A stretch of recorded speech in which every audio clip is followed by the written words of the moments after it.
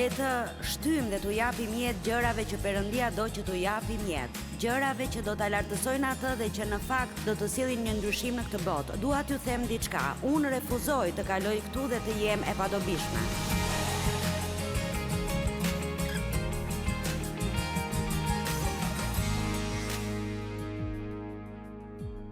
Besimi bën hapin e parë, pa e ditur akoma se cili është hapi i dytë. Nëse po prisni që të keni një skem për jetën tuaj dhe të dini çdo gjë që do të ndodhë, jeni në planin e gabuar, sepse Perëndia nuk punon kështu. Perëndia ju jep atë plan hap pas hapi.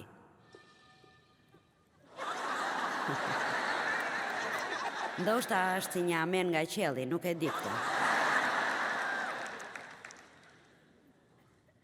Guxoni të jeni gabim për të zbuluar nëse keni të drejtë. Nëse s'jeni të gatshëm të jeni gabim, kur nuk do të esni përpara me Perëndin, sepse ju thjesht duhet të hidhni hapin në besim të verbër, duke besuar se Perëndia ju ka vënë diçka në zemër dhe ekziston gjithmonë frika, po sikur t'jem gabim, po sikur t'jem gabim. Të shpresojmë që e kemi kuptuar se nuk është fundi i botës. Fakti që merrni një vendim të gabuar s'do të thotë se jeni gabim. Thjesht do të thotë që po punoni përgjatë rrugës suaj për të zbuluar atë që Perëndia dëshiron të bëni. Perëndia e vlerëson këtë lloj guximi. Kushdo që mendon se mund të bëjë atë që ka bërë gjithmonë është i marrë. Sepse ka gjithmonë gjëra që ndryshojnë në jetën tonë.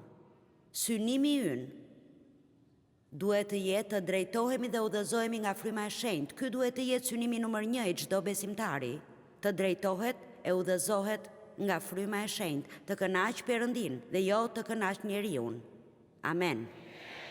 Jeta e drejtuar nga fryma është një jetë plot aventura. Tani, Perëndia na jep të gjithëve dhunti. Gjithë secili prej nesh ka një dhunti, talent të caktuar që Perëndia ja ka dhënë. S'ngjasojmë njëri me tjetrin dhe ne duhet të jemi shumë të kujdesshëm e të mos e lëmë përbindëshin e gjelbër të xhelozisë të futet në rrugën tonë e të filloj të na bëj të dëshirojmë atë që dikush tjetër ka. Sepse mund t'ju them, nëse dëshirojmë për shumë kohë atë që ka dikush tjetër, në fund do ta marrim inat atë person. Dhe Perëndia do që ta duam njëri tjetrin. Trupi ynë punon në harmoni. Duart të ndihmojnë këmbët të veshin këpucët. Kjo dorë më ndihmon të vë këtë unaz. Kjo dorë më ndihmon të vë atë unaz. Kështu punon trupi ynë në harmoni dhe s'është xheloz, një pjesë s'është xheloze për një pjesë tjetër. Disa pjesë janë më të fshehura se të tjera, disa janë të ekspozuara, disa pjesë nuk shihen kurrë nga askush, por le të shpresojmë që ato që nuk duhen parë të mos shihen. Nuk ndodh gjithmonë kështu, ndonjëherë shohim se ende duhet u themi të krishterëve si të vishen. Që për mua është e çuditshme, por e bëjmë. Prandaj edhe Jezusi na thërret dele. Delet janë kafshët më budallaqe që ekzistojnë. A e dinit këtë? Dhe s'mendoj se ai donte të na ofendonte me këtë, por donte të thoshte se kemi nevojë për udhëzime. Kjo është arsyeja pse unë mendoj se është mirë kur keni një pastor apo mësues Bible që gjen kohë për t'ju mësuar gjërat praktike që ju nevojite në jetën tuaj dhe që nuk ju mëson apo predikon një lloj doktrine fetare që i bën të duken sikur din shumë, por në të vërtet nuk ju ndihmon në jetën tuaj. Amen. Dhe kështu, bëni kujdes kur të dëshironi të bëni atë që dikush tjetër bën, sepse nëse e bëni këtë, do të humbisni atë që Perëndia dëshiron që ju të bëni. Kam një shembull të shkurtër që kam përdorur dhe nuk do të zgjatem shumë, por mendoj se nxjerr më mirë thelbin. E dini, në gishta unë vë shumë unaza, por jam veçanërisht e lidhur me këtë, sepse dikush ma ka dhënë, unë e dhash unazën time të martesës Shumë vite më parë, diçka që ndjeva sikur Perëndia donte ta bëja me besim. Nuk ishte shumë vlerë, por ishte vetmja gjë që kisha në atë kohë. Dhe e ndava mendjen t'i besoja Perëndis për një unaz me diamant shumë të bukur, të cilën nuk mund ta përballoja. Dhe si për çdo lutje, mundesh të prisja për një kohë të gjatë. Dhe një zonjë faktikisht erdhi në një nga takimet e mia dhe kishte këtë unaz në një kuti dhe ja dha David dhe tha: "Kjo është nga martesa ime e parë dhe është e vetmja gjë që kam dhe që më përket mua. Dhe bashkëshorti që kam tani nuk ka lidhje me këtë dhe unë dua t'ja jap Joyce-it. Dhe është një unaz e bukur me diamant, por për mua është nga Perëndia dhe kështu është e veçantë."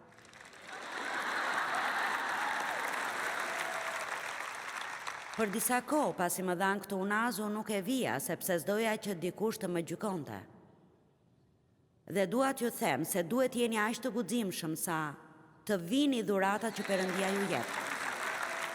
E dini sepse e vërteta është se dikush mund të më gjykojë, por ky është problemi me gjykimin. Ne gjykojmë njerëzit për gjëra rreth të cilave ne nuk dim asgjë.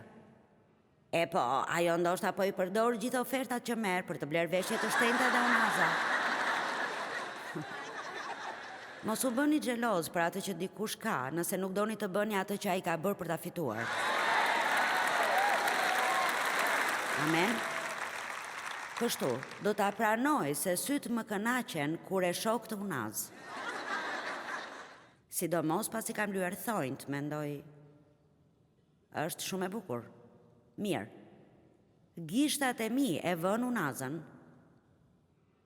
Dora ime s'mund ta shoh unazën, por mund ta vër.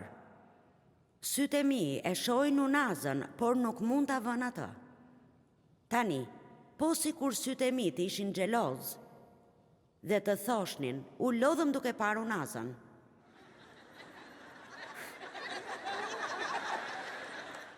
Dhe nëse Perëndia nuk më jep një unaz, atëherë nuk mendoj se ai më do mua, aq sa do gishtat. Forca, kjo është mënyra si jemi ne, e dini? Ndonjëherë, pyesim veten sepse Perëndia nuk na jep atë që dua me supergjigjet lutjeve tona. E po, ndonjëherë ne lutemi për gjëra që s'kan kuptim, që s'do t'i mbanim dot dhe sikur Perëndia të na jepte. Duhet të kujtoni se kur Perëndia I jep dikujt një aftësi, ai I jep gjithashtu edhe hirin që ta përdor atë aftësi. Po sikur Perëndia t'i përgjigjej lutjes së syrit, e të thoshte, e po, s'dua që ti të ndjesh keq. Kështu, unë do të jap edhe ty një unaz. Kështu, ja ku e kemi edhe këtë. Në rregull, tani. Më dëgjoni dhe për pak, s'do të zgjas shumë. Thelbi është ky. Si kur syri im të marrë atë që do, atëherë s'do ta bënte dot punën e tij. Në trup.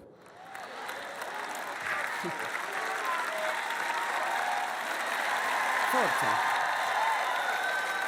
Dhe gjithashtu, unë ndjesha e gjymtuar nga ajo që mendoja si gjëja që doja dhe që duhet ta kisha dhe për të cilën isha xheloze, dhe ndjeja sikur Perëndia nuk më donte aq shumë nga që nuk e kisha.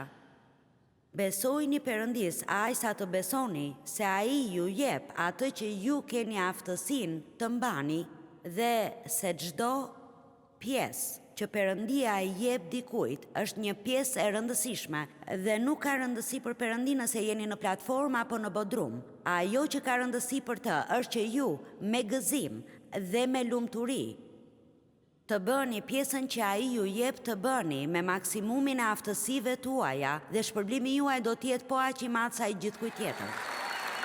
Amen.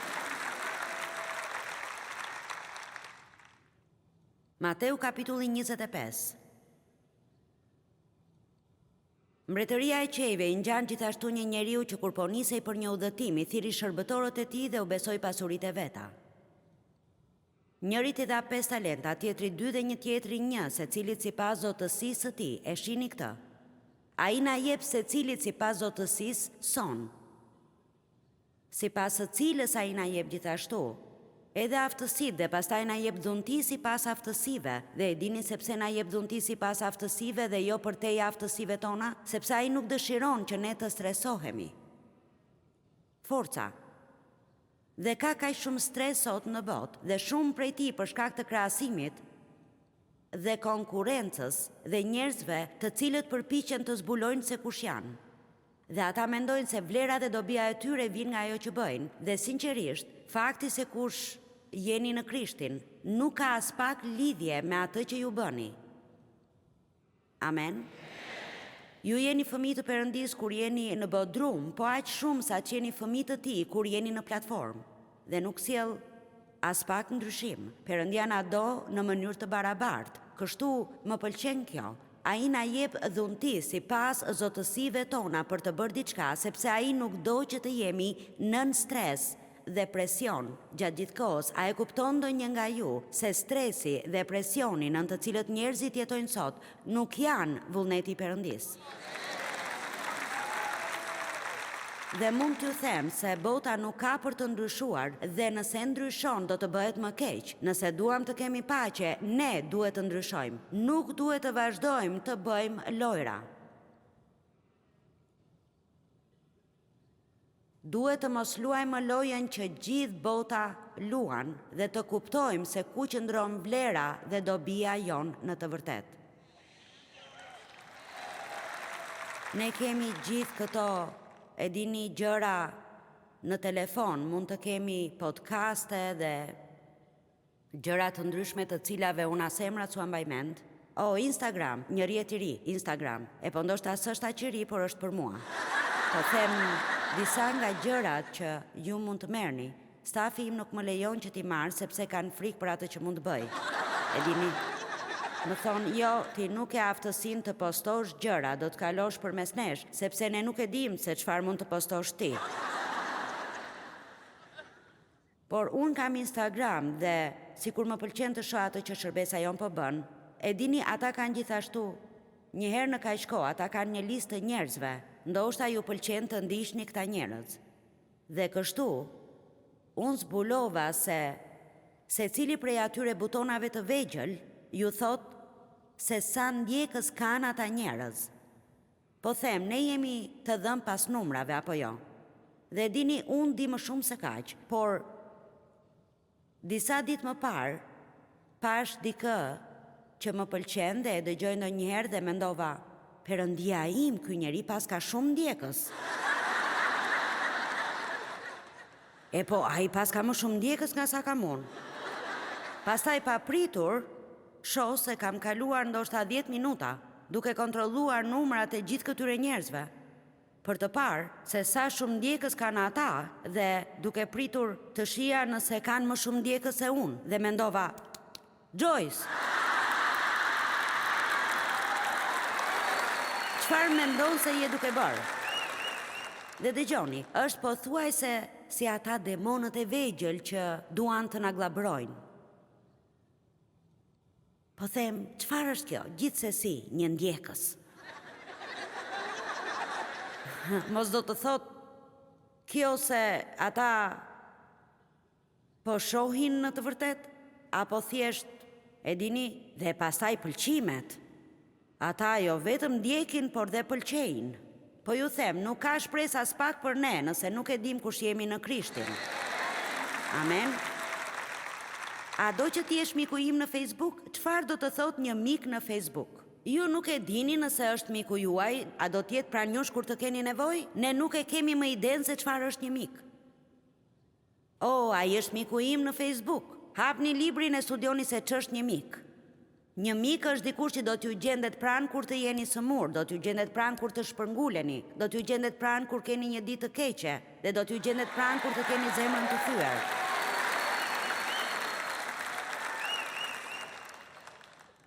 Kështu le të mos bëjmë më krahasime e të mos jemi më xheloz. Po them, nëse keni hyrë në këtë kurth, unë u futa në një kurth të tillë një herë në jetë. Në vend të kësaj gjëje të pakuptimt, le të shtyjmë dhe t'u japim jetë gjërave që Perëndia do që t'u japim jetë, gjërave që do ta lartësojnë atë dhe në fakt do të sillin një ndryshim në këtë botë. Dua t'ju them diçka, unë refuzoj të kaloj këtu dhe të jem e padobishme. Dhe refuzoj të kaloj këtu e të mos bëj asgjë veç të jem marse, e të jem egoiste dhe egocentriste dhe ta kaloj jetën duke u përpjekur të marr bekime. Thjesht le ta harrojmë veten tonë dhe të bëhemi bekim për dikë tjetër çdo ditë të jetës sonë. Amen. Kështu. Njëri t'i dha 5 talenta, tjetri 2 dhe një tjetri 1. Secilit sipas zotësisë së tij dhe u nis fill. Tani ai që kishte marrë të 5 talentat, shkoi menjëherë, më pëlqen, mos u mbisni kohën kot. S'ka pse të luteni përsëri nëse duhet apo s'duhet ta bëni një gjë që ka qenë në zemrën tuaj prej 5 vitesh. Shkoni në shtëpi menjëherë dhe filloni të bëni diçka që ja vlen.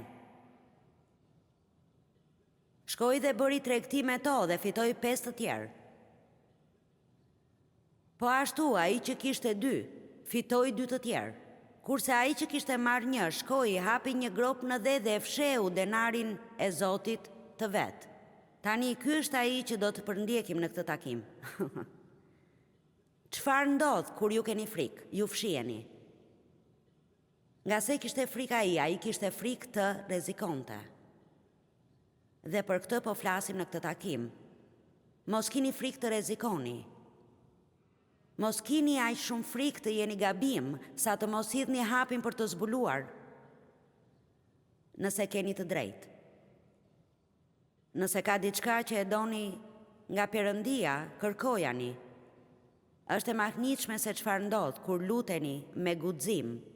Kur bëni lutje aq të mëdha, saqë as vetë nuk ju besohet se keni guxim t'i bëni. Amen.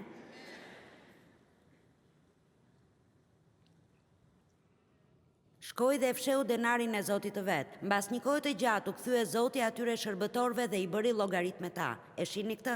I bëri llogarit me ta. Kur Jezusi të kthehet përsëri, të gjithë do të japim llogari, thot Bibla. Tani, nëse jeni besimtar të vërtet në Jezus Krishtin dhe e keni pranuar atë si Zot e shpëtimtar, ju nuk do të gjykoheni për sa i përket shpëtimit tuaj. Ka shkrime, nuk kam kohë të lexoj tek 1 Korintasve dhe t'ju tregoj më qartë se ne të gjithë do të kalojmë para syrit të zjarrt.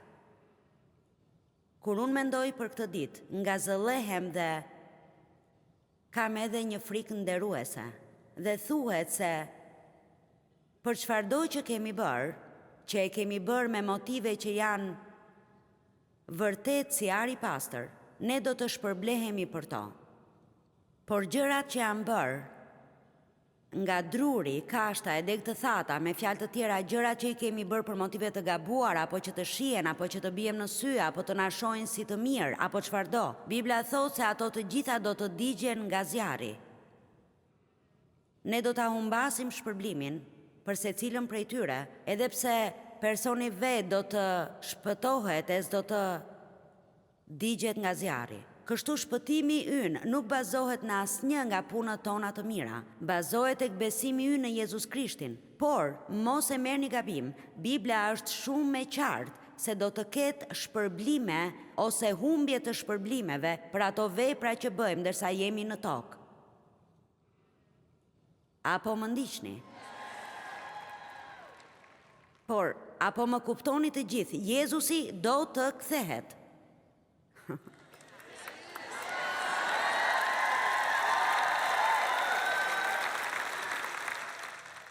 Tani ju duar trokisni kur unë them se Jezusi do të kthehet.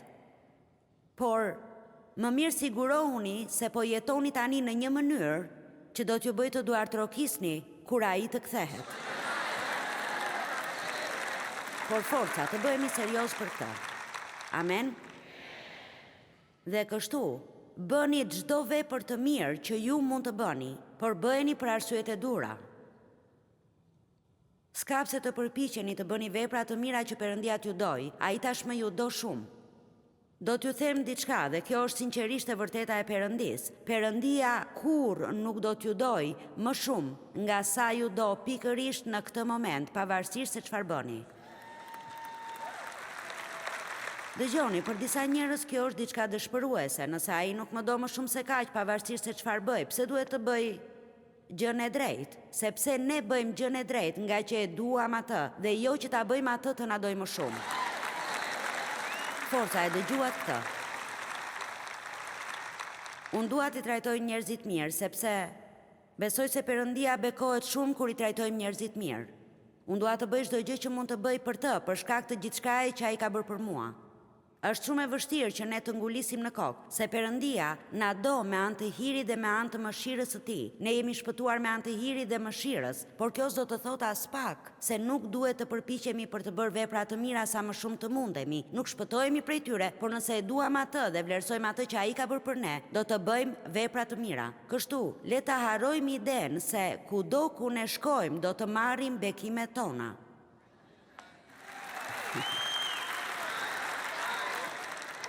Na duhet një kthes e plot në mendësin ton dhe kudo që ne të shkojmë, duhet të shkojmë e të bëhemi bekim. Apo më dëgjoni? Ne duhet të shkojmë e të bëhemi bekim, jo veç për të marrë bekime. Dhe nëse ju e ndani mendjen që të jeni bekim, atëherë Perëndia gjithmonë do të sigurohet që ju të bekoheni në këmbim. Forca.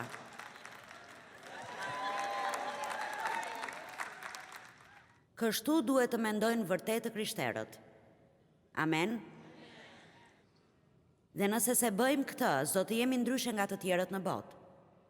Zotëria u kthye që të bënte llogarit me ta, dhe unë nuk kam as pak frikë nga kjo. Unë pres me padurim ditën kur Jezusi të kthehet. Nuk besoj se do të kem diçka nga e cila të kem turp. Dhe nuk dua që ndonjëri nga ju të ketë diçka nga e cila të ketë turp. Ja përse është urgjente në zemrën time që të bëj çdo gjë që mundem, që t'i nxis njerëzit të jenë sa më të mirë të munden dhe tani. Apo më kuptoni të gjithë? Vërtet, çdo person këtu mund të marrë vendimin sot që të ngjitet edhe pak më lart. Nuk ka rëndësi se çfarë bëni në publik. Kur ju mund të shiheni nga shumë njerëz, ka rëndësi çfarë bëni pas dyerve të mbyllura, sepse aty jeni vërtet vetvetja. Amen.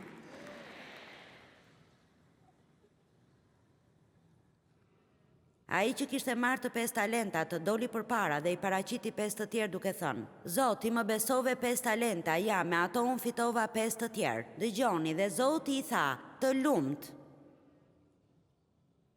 Të gjithë duam ta dëgjojmë këtë të lumt. Dhe sapo kemi zbuluar si ta dëgjojmë, ne marrim aftësitë që Perëndia na ka dhënë dhe ne i përdorim ato, i investojmë ato, që dikush tjetër të mund të bekohet dhe pastaj kur ai të kthehet për të bërë llogarit, ne të dëgjojmë të lumt. Të lumt, shërbëtori mirë dhe besnik, ti u tregove besnik në gjëra të vogla. Unë do të vë mbi shumë gjëra, më pëlqen shumë, po juve. Mua nuk më pëlqen pak.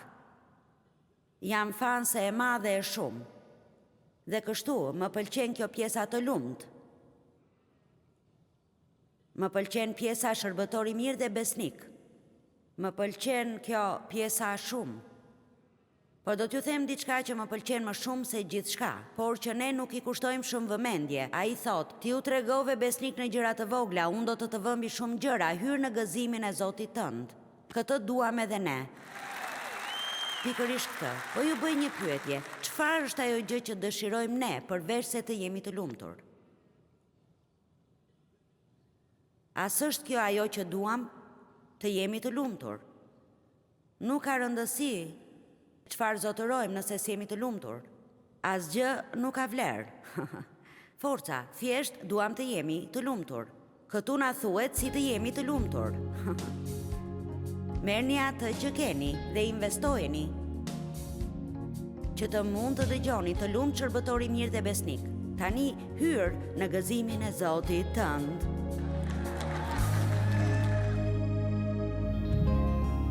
Mirë, për t'i dhënë jetë ëndrës që ju ka dhënë Perëndia, duhet jeni besnike të përkushtuar. Dhe nuk do t'jetë gjithmonë e lehtë, por me Zotin çdo gjë është e mundur.